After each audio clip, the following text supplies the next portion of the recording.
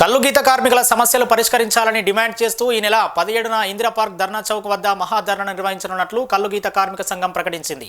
హైదరాబాద్ బాగ్లింగంపల్లి సుందరయ్య విజ్ఞాన కేంద్రంలో ఏర్పాటు చేసిన మీడియా సమావేశంలో సంఘం రాష్ట్ర అధ్యక్షులు రమణ మాట్లాడారు.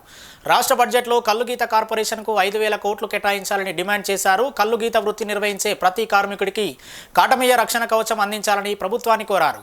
కాంగ్రెస్ పార్టీ ఎన్నికల ప్రణాళికలో ఇచ్చిన హామీలైన 4,000 పెన్షన్ ఎక్స్గ్రేషియా పెంపు వంటి అంశాలను వెంటనే అమలు చేయాలని విజ్ఞప్తి చేశారు. ఈ మహాధర్నాకు కల్లు గీత కార్మికులు పెద్ద సంఖ్యలో హాజరై విజయవంతం చేయాలని రమణ పిలుపునిచ్చారు.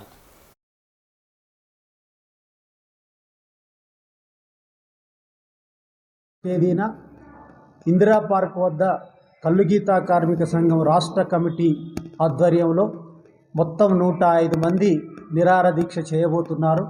ప్రధానంగా రాష్ట్ర ప్రభుత్వం ప్రవేశపెట్టబోయేటువంటి బడ్జెట్లో గీతా కార్మికుల సంక్షేమానికి 5,000 కోట్ల రూపాయలు కేటాయించాలని, అలాగే ఎన్నికలకు ముందు కాంగ్రెస్ పార్టీ గీతా కార్మికులకు ఇచ్చినటువంటి హామీలను అమలు చేయాలని చెప్పి డిమాండ్ చేస్తూ ఈ దీక్ష సాగుతుంది. రాష్ట్రంలో ఉన్నటువంటి గీతా కార్మికులు, ఎక్స్గ్రేషియో బాధితులు, అలాగే వివిధ సంఘాల నాయకులందరినీ కూడా ఆహ్వానిస్తున్నాం.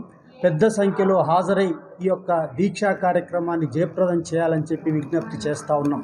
ప్రధానంగా రాష్ట్ర బడ్జెట్లో గత సంవత్సరం 70 కోట్లు కేటాయించి కేవలం 17 కోట్లు మాత్రమే ఖర్చు చేసినట్లు చెబుతున్నారు.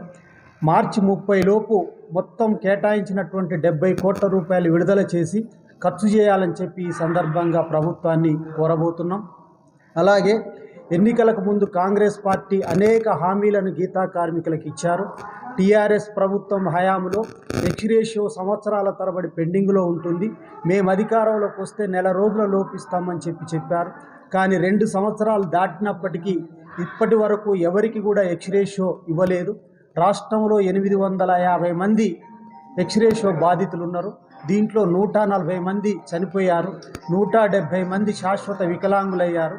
వీళ్ళకి విడుదల చేయాలని చెప్పి ఈ సందర్భంగా ప్రభుత్వాన్ని డిమాండ్ చేస్తున్నారు.